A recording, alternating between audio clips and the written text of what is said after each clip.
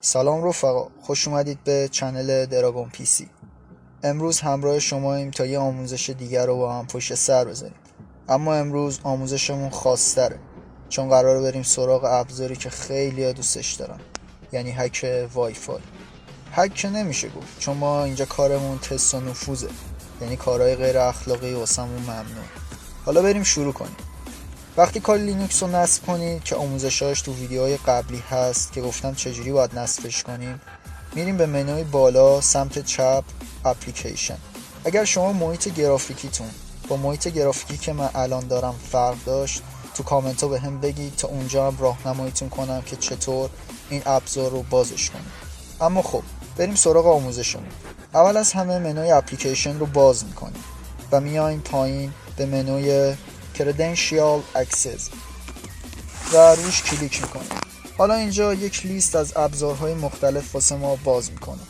ما اول از همه میایم سراغ ورد لیست که اول باید بریم ورد لیست یا لیست اون کلماتی که میخوایم باهاش تست و نفوذ روی وای فای مقصدمون انجام بدیم و پیدا کنیم. کالی لینوکس به صورت دیفالت روی خودش یک فایل داره به نام raku.txt.gz که این فایل توش انواع و اقسام پسورد هایی که میتونه یک کاربر بذاره رو آورده.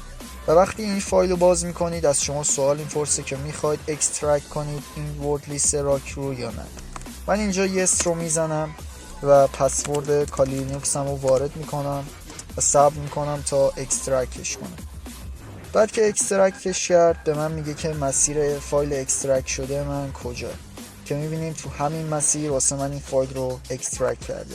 اگر من با دستور cat raku.txt بیام اینجا این ابزار رو باز کنم و محتویات توش رو ببینم، میبینم که انواع و اقسام پسوردهای مختلف توی این فایل وجود داره که انقدر زیاده که حالا تمامی نداره. اما خب من این ابزار رو و این فایل رو میخوام الان با هم روی یک وای فای مقصد امتحان کنم. اما چجوری؟ بریم که ادامه آموزش با هم دیگه ببینیم. میبینم که یک منو به عنوان وای فای برای من اینجا باز کرده. روش کلیک میکنم و اینجا انواع و اقسام ابزارهای مختلف که برای تست و نفوذ روی وای فای استفاده میشه رو به من نشون میده. من ابزار فرن وای فای کرکر رو بازش میکنم. اینجا باز از من میخواد که پسوردم رو وارد کنم. من پسوردم رو وارد میکنم و صبر میکنم تا ابزار برام لود بشه.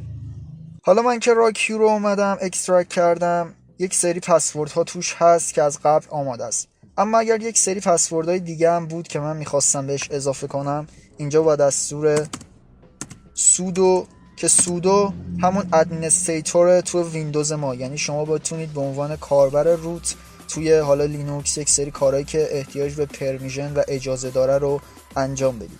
با دستور سودو vim که vim یک ادیتور متنی هستش، فایل raku.txt رو باز میکنم. اینجا یه ذره طول میکشه تا لود شه چون فایل خیلی بزرگی است. بعد کیبوردم که انگلیسی بود آیه انگلیسی رو میزنم. اینجا به من میگه insert، یعنی متنم رو وارد کنم. میام اینجا پسوردهای حدسی که خودم دارم رو وارد میکنم به عنوان مثال. بعد که خواستم فایل رو ذخیره کنم دکمه اسکین رو میزنم، دو نقطه رو میزنم و WQ رو وارد میکنم. اینتر رو که بزنم اینجا فایل raku.txt من ذخیره میشه. خب حالا اما میریم سراغ خود ابزار فرن وای فای کرکر.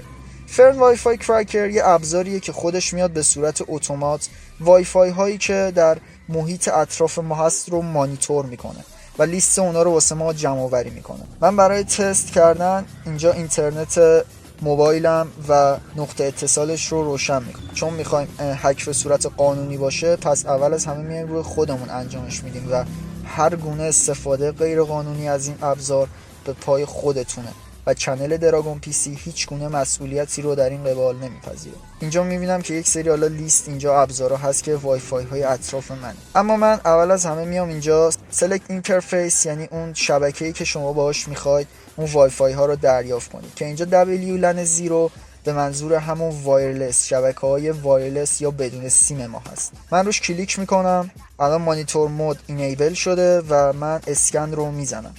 اسکن اکتیو میشه و شروع میکنه لیست وای فای های اطراف من و واسه من در میاره. میبینیم که 12 تا شناسایی کرده. من همینو میزنم که البته از نوع WPA هم هستن. WPA یکی از انواع رمزنگاری های وای فای ها هستن که خب خودش به چند دسته تقسیم میشه. خب اینجا اگر روش کلیک کنم میبینیم که همینجوری خودش داره شناسایی میکنه، 78 دیتکت کرده. اما من اینجا همون هواوی وای 7 پرایم 2019 که موبایل شخصی خودم رو روش انتخاب میکنم. اینجا اگر روش انتخاب کنیم میایم روی بروز و اون مسیری که مسیر raku.txt مون بود رو انتخاب میکنیم که اینجا توی یوزر شیر ورد لیست رو اگر باز کنم raku.txt رو میبینم که روش دوبار کلیک میکنم. اینجا raku.txt به عنوان فایلی که انواع و اقسام پسوردامون توش هست انتخاب میشه و اینجا اگر من اتک رو بزنم اینجا همونطور که میبینید الان روی هواوی وای 7 پرایم داره تست و نفوذ و فایل راکیو اتفاق میفته. حالا این بسته به زمان بندی این که چقدر اون پسورد قوی باشه یا چه کاراکترهایی توش استفاده شده باشه طول میکشه.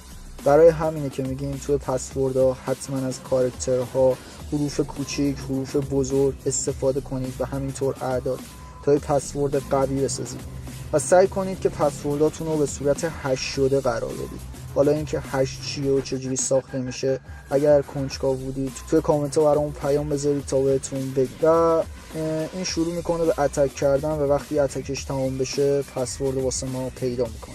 خیلی ممنونم که تا اینجای آموزش همراه ما بود.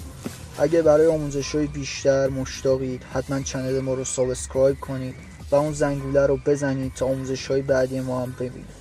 هر چقدر جلوتر بریم قرار بحثمون مهیج‌تر بشه و راجع به شبکه و امنیت با جزئیات کامل صحبت کنیم با سناریوی واقعی و عملی مثل تست و نفوذ روی وای فای، هک موبایل اندروید.